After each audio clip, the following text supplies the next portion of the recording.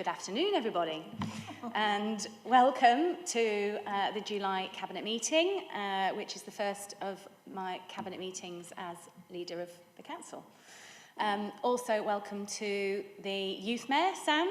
Good to see you here, and welcome to opposition members. Before we begin, I just want to extend our absolute thanks and gratitude to Karen Squires, who is serving as her last Cabinet meeting before her glorious retirement. So we just want to thank you for all of the support, all of the work that you've offered over all of the years, and we wish you a long and prosperous and happy retirement. Thank you. So on to the agenda. Do we have any apologies? We have councillors Khan, Shankar, Swan, Whitby, Hassel and Poulter. Thank you. And any late items, please? Receipt of petitions, item 3. And item 4, identification of urgent items to which call-in will not apply. No. Finally, number 5, any declarations of interest? We're all good? Okay, so we'll move on to item 6, the minutes of the meeting held on the 12th of June. Has everybody checked the minutes and are we happy with them? Okay, Councillor Dinser to propose. Do I have a seconder? Thank you, Councillor Heselgrave. Item 7 is recommendations from the Executive Scrutiny Board. There are none on this occasion.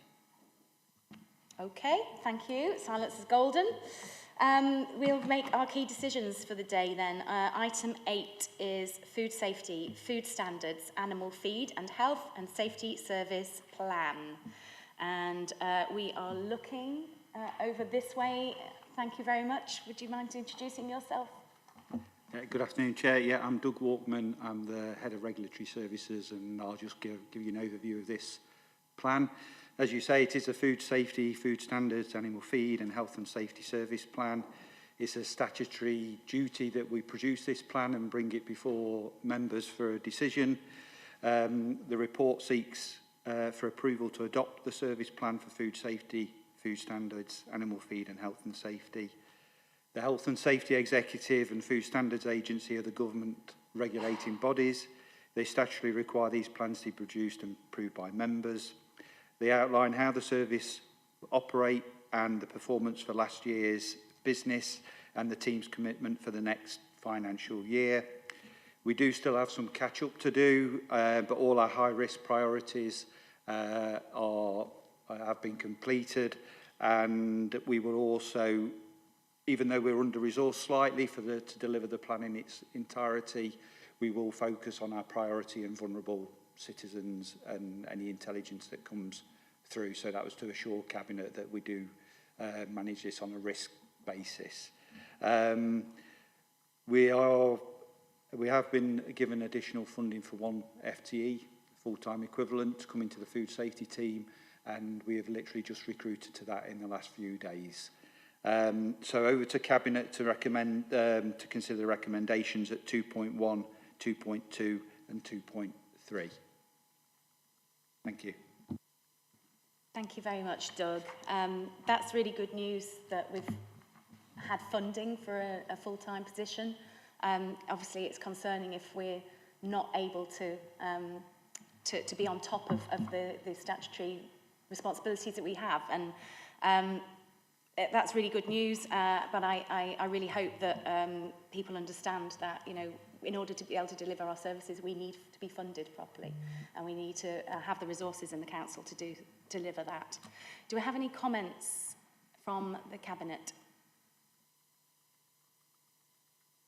Any comments from that side? Okay, it's a pretty standard report, and I'm happy to move to recommendations 2.1 to 2.3. Are we in favour? Okay, thank you. We'll move on then to item 9, which is consultation on school term and holiday dates 25-26 and 26-27. Would it be Sharon or Gamal? That's me, Chair. Thank you. So I'm Sharon Buckby. I'm the Director for Learning, Inclusion and Skills. I'm presenting today a standard report that we provide to you every 2 to 5 years. There's no statutory requirement on that particular timescale. But we do need to set the school term dates and holiday dates in advance for predominantly our local authority schools. Obviously, academies can choose to align with us, but the term dates for academies can be very different. However, so the paper today looks to provide you with the consultation outcomes on the dates that were consulted on, and you can see quite clearly from the table in 5.4, table 2, the term dates that had the preference for stakeholders. So we are recommending to Cabinet that the term dates as identified and as supported in consultation are the ones that Council are asked to, the Cabinet is asked to approve, and also to authorise us to circulate the proposed dates to all relevant stakeholders. Thank you, Sharon. Do we have any comments from Cabinet? No? We're all happy with the results of the consultation. It obviously is in line with the county. Any comments from over there? No, we're all happy. Marvellous. We can all start booking our holidays. Can I take recommendations 2.1 to 2.2? All in favour? Thank you. Racing through. Item 10, Adult Social Care, Community Services, Commissioning Programme for Younger and Older Adults. And we go to Councillor Martin. Thank you, Chair. So this report provides details about the proposed commissioning and procurement activity that's required in accordance with the CARE Act 2014 to ensure quality adult social care services across the community services market areas. It's essential that the Council is able to manage and shape the local market for adult social care in Derby, entering into contractual relationships with suitably qualified care and support providers. This includes in relation to supported living, day opportunities and home care. So that's 3 areas, key areas of care provision. The community services market contracts have been in place for a number of years now, with the exception of day opportunities, and the contracts are either coming to their natural end or not fit for purpose, and this provides an opportunity to undertake a programme of work to improve the services offered to customers. The proposed commissioning programme, as outlined in the report, will enable services to be based on a more collaborative and joined-up approach, and will give the Council improved contract management of providers, payment transparency and negotiation strength. So co-production is a really important thing these days, and co-production of specifications with service users will be at the heart of the proposed recommissioning process. And the services that are being recommissioned are supported living, day opportunities, home care, with a total cost of £45 million per annum. And this is an 8-year contract to provide market stability, workforce development, and continuity for service users, as well as value for money. So in sum, the recommendations are to approve a contract award for a period of 8 years for adult social care community services, to approve commissioning and procurement activities to the combined value of just short of £360 million for adult community services. That's over the 8 years, of course. And to delegate authority to the Strategic Director for People Services, in consultation with the Strategic Director for Corporate Resources and myself, to agree terms and approve the Council enter into contractual arrangements by appropriate light touch contracting mechanisms. Thank you, Chair. Thank you, Councillor Martin. Do I have any comments from Cabinet? Councillor Hesselgrave.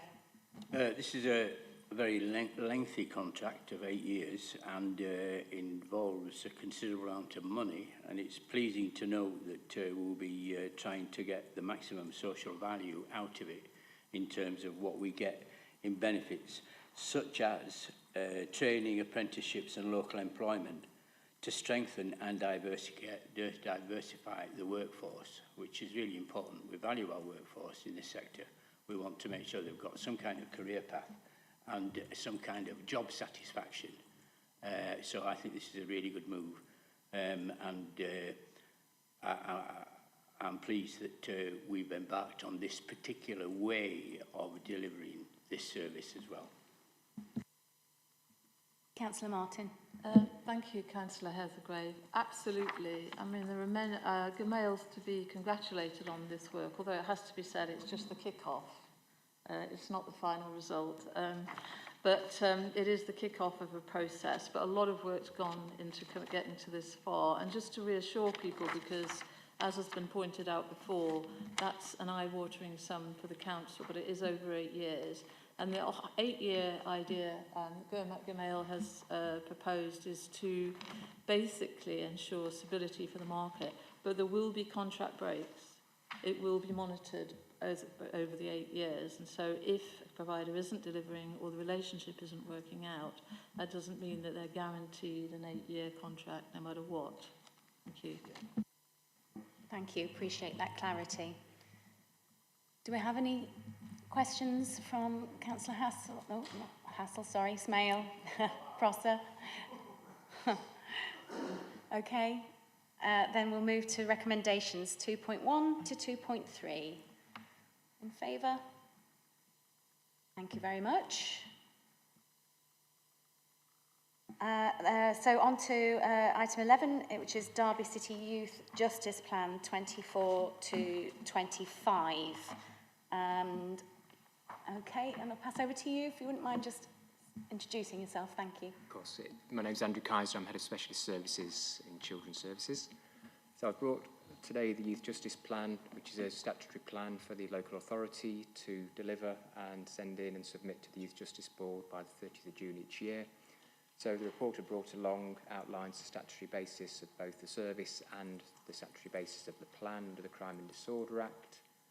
The plan's been provided, so I'm not obviously going to go through the whole plan because it's a very detailed document, and the reason for that is because the Youth Justice Board, which is our regulatory body, outline what should be included in a youth justice plan as an absolute minimum, and that contributes towards our conditions of grant for the service, which are fairly significant financially for the local authority. It helps to buy in services and high number of staff for that service alongside other conditions of grant, which I won't go into today. So the report sets out the process for how we completed the plan, what needs to be included, and also the recommendations around sign-off, which are from 2.1 to 2.3. So it's about the plan coming to Children and People's and Skills Scrutiny Board for consideration, and any comments from that board being considered by the Cabinet prior to submission to full council for approval, before it then goes off to the Youth Justice Board. And that's because this year the condition from the Youth Justice Grant is that plans are signed off by full council Cabinet. In previous years it had rested with Scrutiny Board and the Derbyshire Criminal Justice Board for sign-off and approval. So we have submitted the plan to the Youth Justice Board already because we had to submit by the 30th of June, but it can be signed off in lieu of full council by the chair of the Youth Justice Partnership Board, which is a statutory set of arrangements that each youth justice service in each local authority has to have in place. Okay, thank you. So did the changes that came through in the last year, how has that impacted on the work that we've had to do on this? Just out of interest. Not a huge amount, really, because we still have to kind of pull the work together. We did last year. It's elongating the kind of approval process. That's all it's really doing, so it's kind of just slightly longer before we get that full sign-off. So in terms of doing the plan, no meaningful impact. And I suppose it's too early into a new government to know whether there's going to be any new changes to this for next year. Yeah, exactly. We're still waiting for our conditions of grant, actually, and our grant confirmation, which are due to be published post-election, but the Ministry of Justice still haven't made us aware and told us to work on the basis we'll receive at least what we did last year. So that's good to know, thank you. Any comments, questions from Cabinet? Councillor Dinser? Thank you.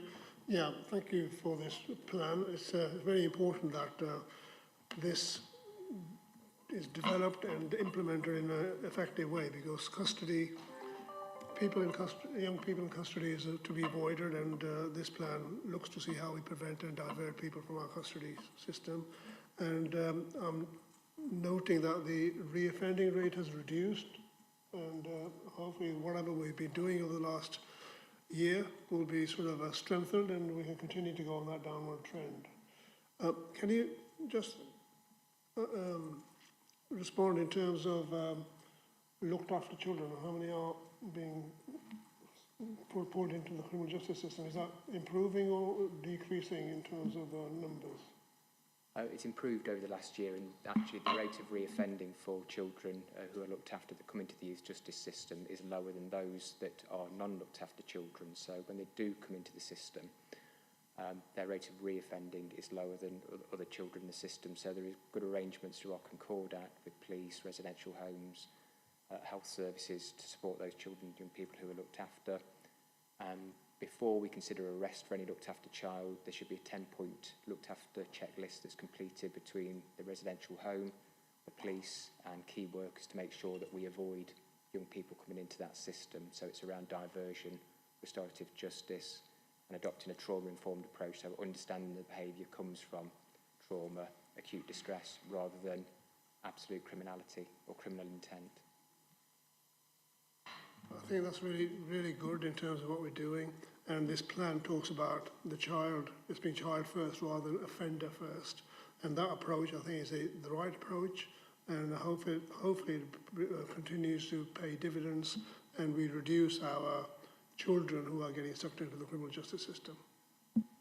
Thank you. Councillor Heselgrave. Well, I'm largely going to echo what Councillor Dinser said, but I think it's absolutely essential that young people, when they encounter the justice system for the first time, or obviously commensurate to the alleged crime, need to be given every chance to kind of turn away from that path in life and get themselves with support and with support from everyone involved with them, significant others in the family, and officers and organisations and agencies such as the police, to avoid that path if possible. And that's a definite benefit for their local community, for their family, and primarily for themselves. So it's really good that we have a good history of working with the police, with dedicated police officers who work in this field. And it's a credit to the whole all organisations that we work in partnership with, that we are improving the results in terms of reoffending. So thanks to all the team who are involved within the council and in other organisations for the work they're doing. Thank you very much. Cabinet. Any questions from... No? Okay, thank you. We'll move to recommendations. That's 2.1 to 2.3. All in favour? Thank you.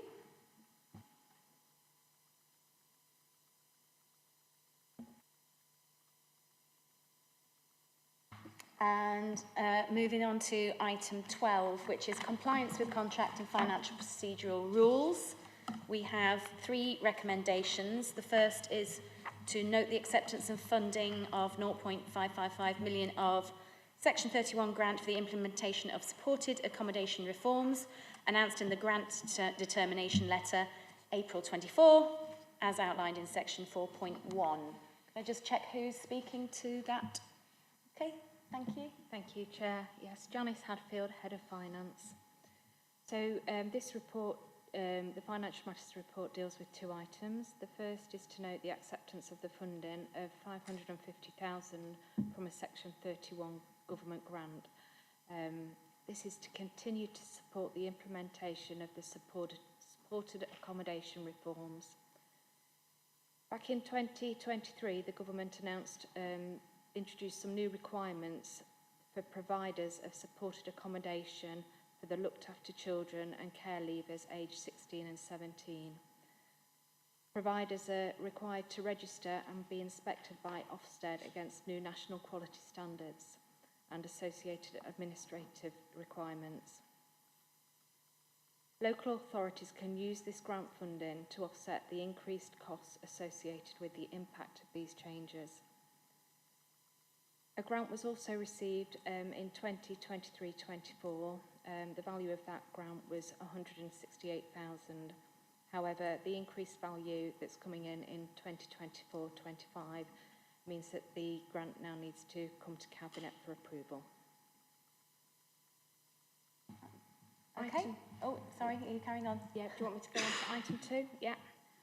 So item 2 is, okay. Guildhall? Yeah. Yeah, that's fine. No, I Okay. can talk to that one. Thank you. Thank you. So item 2.2 is the Guildhall Early Works contract. The recommendation itself is to approve the addition of the Guildhall Early Works as a scheme to the 24-25 capital programme at the value of 187,000, funded as detailed in section 7. And the reason for this is that obviously a delay in the final sign-off of the PAR for the LUF funding, sorry for all the acronyms, means, and the delay caused by the government ultimately, and the general election that's just been held, means that we need to progress with the works on the Guildhall in order to meet our deadlines. So we're carrying on with business as usual in order to make sure we are doing everything we can up to that point. We think it is just a technicality. They just, they haven't signed anything in the last couple of months. So it's just a waiting game, and we will continue to progress the work at the Guildhall in the meantime. Just running through the facts, the levelling up funding was approved by DLUC alongside the 10 million for the theatre. We were asked to submit the final project approval request at the end of April. So that's the timeline that we've been waiting for the final approval just to be signed off. So it's been agreed in principle. It was going through the process, and then, of course, the general election hit. So it's only the final approval that's delayed. We don't know when that decision will be made, but we hope it will be sooner rather than later. And we're asked to approve, just to adjust the budget marginally to commission early surveys, advanced technical work, rather than waiting for that LUF approval decision. It buys us time for when the scheme is approved, but so that the 31st of March 2026 deadline can be met. But it's got to be made clear that this work is stuff that would need to be carried out anyway, regardless, because of the state of the building. So the budget supports those works. There are existing capital budgets for the Guildhall and assembly rooms and are no longer required for the original approved use. So the budgets can be diverted to support those costs without impacting any other planned activity. Also, we have received upfront funding from the LUF to support the project development costs, and we can use those. So the funding was not conditional upon final approval, so there is no risk of it being clawed back. Basically, this is a really common sense move. Do I have any comments or questions from Cabinet? Councillor Martin. Yes, thank you. Just to say, obviously we appreciate, the update is appreciated, but I just to say I've always been a firm supporter of this proposal to refurbish and renovate and reopen the Guildhall. I think it will really, I think it'll be very much valued by the people of Derby. I'm very much hoping that funding is still forthcoming. Thank you. I don't think that that's really in question, but I appreciate your thoughts, Councillor Martin. Yeah, we're just carrying on with business as usual. Any comments or questions? So, Councillor Smale, Councillor Prosser? No? Okay.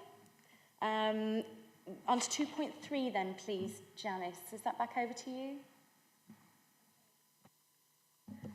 So 2.3 was just a summary of how the Guildhall would be funded. The £187,000. So this report is just laying out that there's some underspends from the Assembly Rooms car park and the Guildhall roof repairs that will contribute towards the £187,000 required. Thank you. It does what it says on the tin. So if there's no more comments, then recommendations 2.1 to 2.3.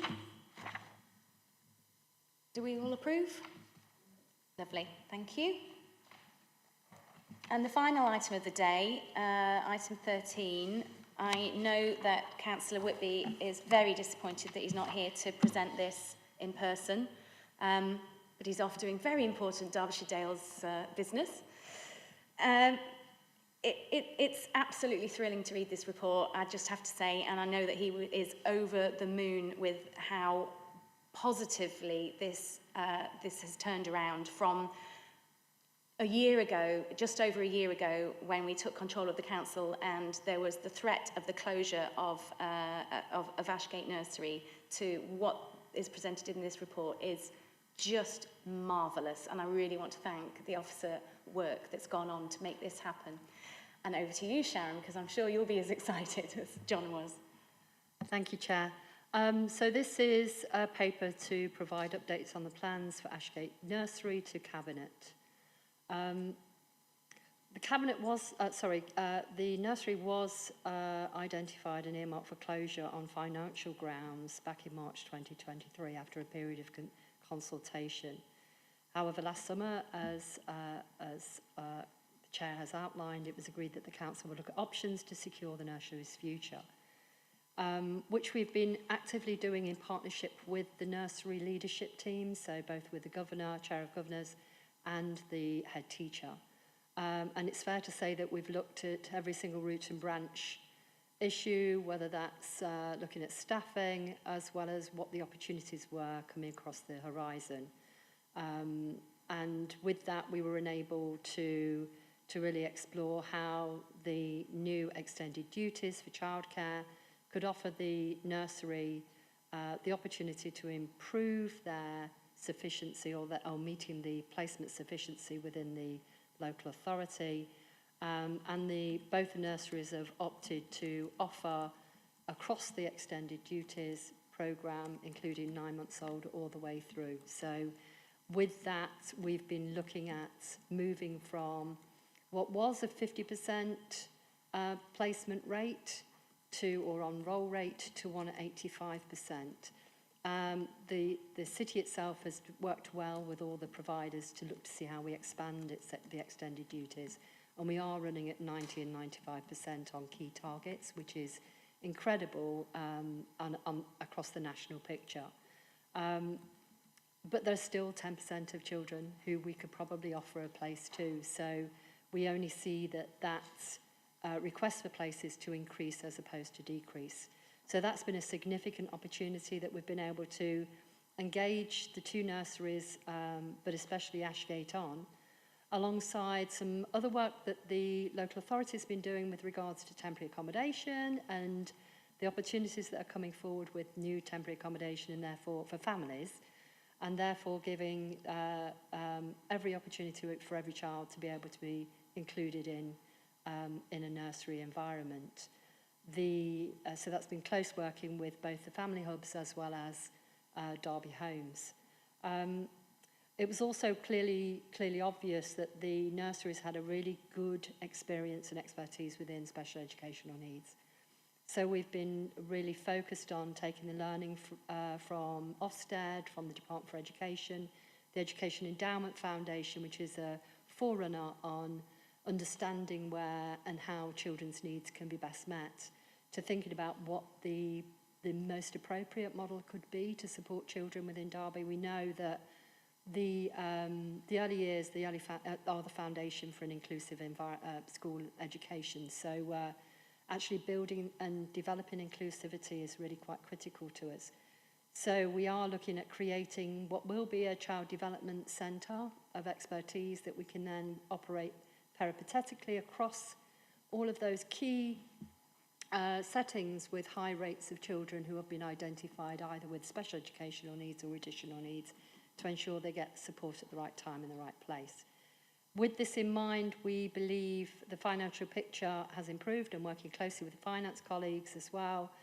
We are looking to ensure that the settings recover their deficits by 27-28. We are being quite cautious around that because we appreciate that things can fluctuate. So Cabinet are asked to approve the proposal to reposition Central and Ashgate nurseries as a centre for child development, as outlined in paragraph 4.7, and to improve the deficit recovery position of both nurseries by 2027-28 as detailed in paragraphs 7.1 and 7.3. Marvellous. Thank you, Sharon. Do I have any comments? Councillor Martin. Thank you. Well, the Cabinet will know I commented on this previously as well. So this is very exciting news. It's really positive news. It follows on from the commitment and the belief that we had in those nurseries when they were threatened with closure. And we know that they're in areas of the city where we need to improve preschool education and to provide it for families who need that support. So these are really important nurseries, both Central and Central's in my ward, of course, and Ashgate over in Mackworth ward. And I'm really delighted with the work that's done so far, and also the work that is proposed. And I mean, I know that Central is, I think it's over 100 years old or some such. So these both nurseries, I know we're mainly focused on Ashford, but they are in a federation, and I know they were both struggling. Well, Central particularly has a great history in some of the more deprived areas of the city, and long may that continue. Thank you. Councillor Hazelgrave. Thank you. I find it particularly fortuitous that the location of the school which we're keeping open is quite near Laverstoke Court, into which we will be decanting parents who have their families in temporary accommodation. We know from that period of lockdown that being cooped up in the home and only communicating through social media, etc., stunted the development of anyone who is a young adult, an adolescent, or a small child. And clearly a long period in temporary accommodation where the family is effectively in one hotel room clearly will have effects on those very young children. And it's really pleasing to note that the school, Ashgate Nursery, will have expertise and support which will be able to help those children to ensure that they start to develop along the right path in terms of their age. And this could also and should also prevent them ending up later on, because of delayed development that hasn't been addressed, and ending up with SEND statements, EHCP, etc., when actually they could be helped at an earlier age and get the maximum benefit from their education from day one of that. So really pleasing in terms of all that. Thank you, Councillor. Councillor Dinser. Thank you. I mean, the saying, where there's a will, there's a way, fits in this regard. A manifesto pledge where Ashgate and Central Nurseries were both at risk, and with the provision not being made available to those people that were already there, but also in terms of what has been developed, is excellent. Political leadership and the officers working to find a solution with the nurseries and the leadership of the two nurseries.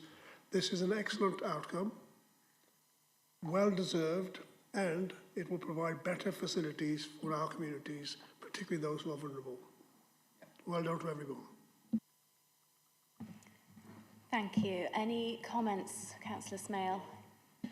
Thank you, Chair. No, absolutely. A very good report and something that we can get behind. Obviously, it is unfortunate that we wouldn't have been able to be in this position ourselves to be able to present something like this, but to obviously see the supporting of 9-month-olds now, which is, you know, I'm going to be honest, was thanks to the former Chancellor who was able to roll out that scheme, that we're able now as a council to provide this. So fully support this paper and wish the school all the best. But just a quick question with me. Obviously, Sharon, you alluded to that this year we've got 85% uptake. What's the confidence for the following years? Are we looking at similar projections?